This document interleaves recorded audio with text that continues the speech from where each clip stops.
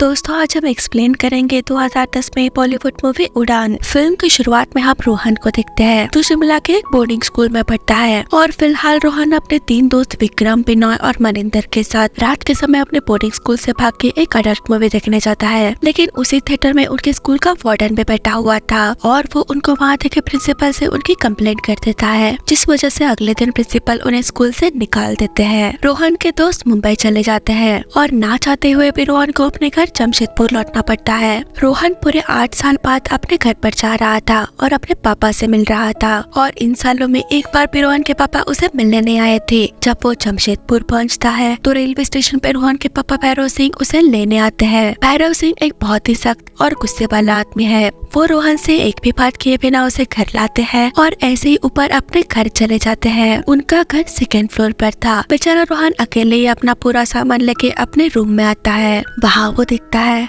कि उसके रूम में एक छोटा लड़का बैठा हुआ है। वो उस लड़के के बारे में अपने पापा से पूछने पर भैरव बताता है कि वो तुम्हारा छोटा भाई अर्जुन है। तुम्हारे माँ मरने के बाद मैंने दूसरी शादी कर ली थी। ये सुन के रोहन को कुछ समझ में ही नहीं आ रहा था कि वो क्या करे। ये सब उसके लिए बहुत ही नया था। शाम को रोहन अपने पापा और अर्जुन के साथ अपने चाचू के घर जाता है। वहाँ बातों बातों में रोहन के चाचू उससे पूछते हैं कि आगे उसका क्या करने का प्लान है। तो रोहन उन्हें कहता है कि मैं आर्ट्स में लिटरेचर की पढ़ाई करूंगा क्योंकि मुझे राइटर बनना है। ये सुन के रोहन के चाचू खुश होकर उसे सपोर्ट करते हैं, लेकिन रोहन के पापा उसे कहते हैं कि तू राइटर नहीं इंजीनियरिंग पढ़ेगा और मेरे साथ फैक्ट्री में काम करेगा। दरअसल भैरव की स्टील की फैक्ट्री होती है। यहाँ रोहन के चाचू रोहन को सपोर्ट करने की कोशिश करते हैं, लेकिन भैरव उन्हें कहता है कि ये राइटर लोग लड़की जैसे बाल बढ़ा के कुर्ता पहन के बगल में झूला लटका के सोच लेते हैं कि बहुत ज्ञान आ गया। बाद में भूख से फ्रस्ट्रेट होके दारू पी के मर जाते हैं। अगर इसे मेरे घर में रहना है, मेरा कमाया हुआ खाना है और पहनना है तो उसे मेरे हिसाब से रहना पड़ेगा। यहाँ रोहन अपने पापा को कहने की कोशिश करता है कि उसे फैक्ट्री में काम नहीं करना, तो भैरव उसे कहता है कि तुमको किसने पूछा।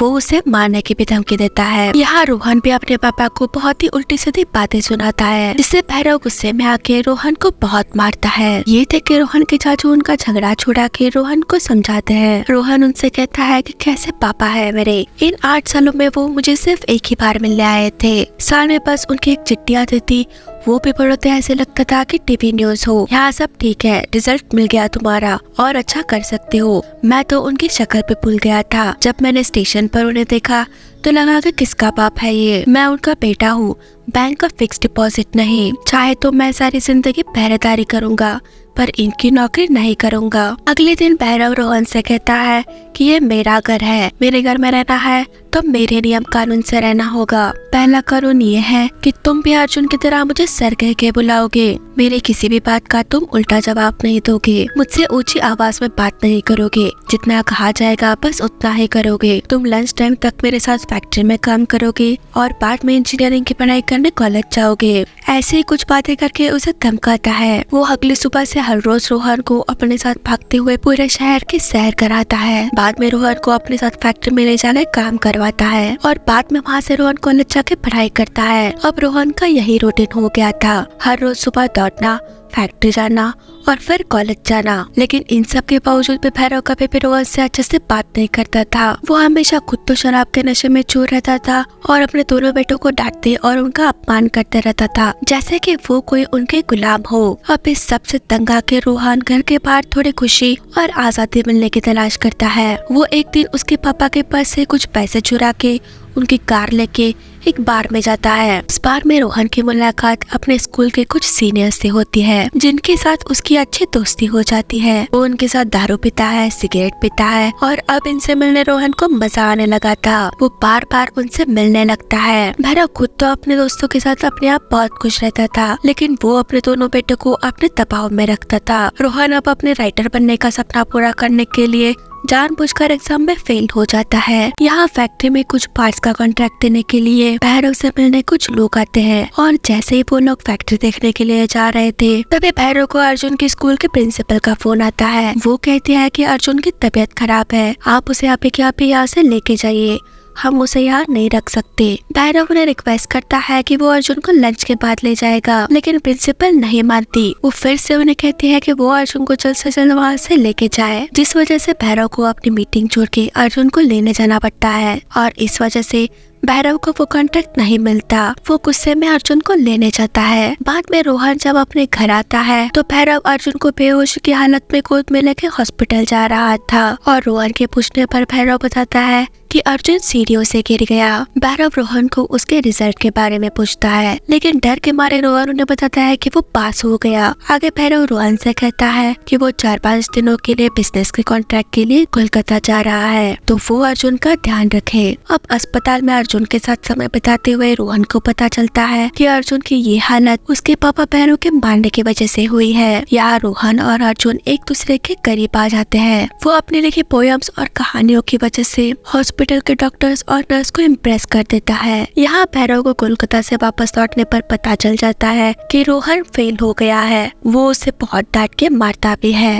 रोहन भैरव को सुनाने लगता है कि आपने भी तो झूठी बोला कि अर्जुन सीढ़ियों से गिर गया, बल्कि आपने तो उसकी पैर से मार के ये हालत कर दी। यहाँ दोनों में बहुत बहस होती है। अगले दिन भैरव रोहन और अर्जुन से माफी मांगता है और कहता है कि रोहन, तुम्हें तो पढ़ाई में इंटरेस्ट नहीं, जितना पढ़ना था पढ़ चुके। तुम आज इसे फैक्ट्री में फुल टाइम काम करोगे, सबके आने से 1 घंटा पहले पहुँचोगे और सब जाने के बाद 2 घंटा और रुकोगे। और अर्जुन, तुम 2 हफ्तों बाद बोर्डिंग स्कूल जाओगे, वही पढ़ोगे और वही रहोगे, और मैंने तय किया है कि मैं शादी करूंगा। अब भैरव की शादी की बात सुन के उसका छोटा भाई जिमी उसे समझाने आता है कि तुम ऐसा कैसे कर सकते हो, अपने बच्चों के बारे में तो सोचो। अर्जुन अभी सिर्फ 6 साल का है, वो बोर्डिंग स्कूल में कैसे रहेगा? अगर तुम पे भारी पड़ रहा है तो मैं अर्जुन को रख लेता हूँ। अपने भाई की ये बात सुन के भैरव उसे गुस्से में कहता है कि तुमसे अगर बच्चा पैदा नहीं हुआ तो उसमें मेरी गलती नहीं है, और अगर तुम अर्जुन को गोद ले भी लोगे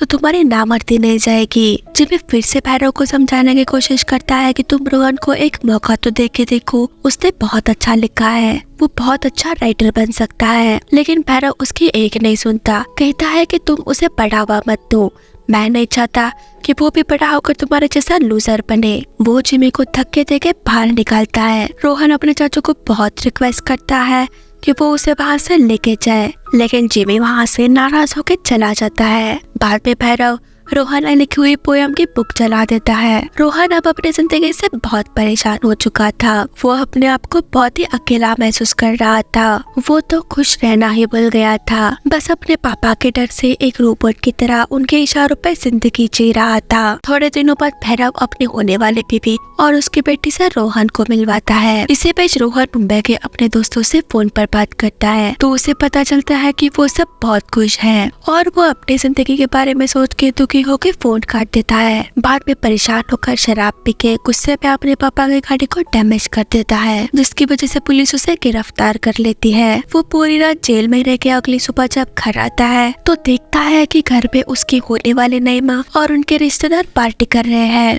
वो घर छोड़कर मुंबई जाने की तैयारी करता है और अर्जुन को अपने आने वाली जिंदगी के बारे में ऑल द बेस्ट बोल के बाहर निकल ही रहा था। तभी भैरव उसे पूछता है कि कहाँ जा रहे हो, तो रोहन उन्हें कहता है कि मैं घर छोड़कर जा रहा हूँ। तो भैरव उसे पूछता है कि क्यों, क्या तुम मेरी शादी से खुश नहीं हो? तो रोहन उन्हें कहता है कि नहीं, मैं तो बहुत खुश हूँ सर। अच्छा है आप शादी कर रहे हो, आपकी वजह कहीं और निकलेगी और अर्जुन को हॉस्पिटल में नहीं जाना पड़ेगा। ये सुन के भैरव हमेशा की तरह उसे डांट के मार के रोकने की कोशिश करता है, लेकिन रोहन भैरव को ही मार के वहाँ से भाग जाता है। भैरव भी उसका पीछा करता है, लेकिन इस बार रोहन भैरव से आगे निकल जाता है। जो रोज सुबह दौड़ में हारता था, आज वो भैरव को हरा के भाग जाता है। ये देख के भैरव भी अपने घर लौट जाता है। उस रात रोहन अपने चाचा जिमी के घर रहता है। वो अपने चाचू से कहता है कि वो मुंबई में अपने दोस्त विक्रम के रेस्टोरेंट में काम करेगा, लिखेगा, पहरेदारी करेगा, लेकिन वापस यहाँ कभी नहीं आएगा। उसके चाचा भी उसे अपने आने वाली जिंदगी के लिए ऑल द बेस्ट कहते हैं। अगली सुबह रोहन वहाँ से वापस अपने घर आता है, जहाँ अर्जुन बाहर ही अपने पापा का वेट कर रहा था, जो उस वक्त उसे बोर्डिंग स्कूल छोड़ने के लिए ऑटो रिक्शा बुलाने गए थे। रोहन अर्जुन को अपने साथ चलने के लिए कहता है।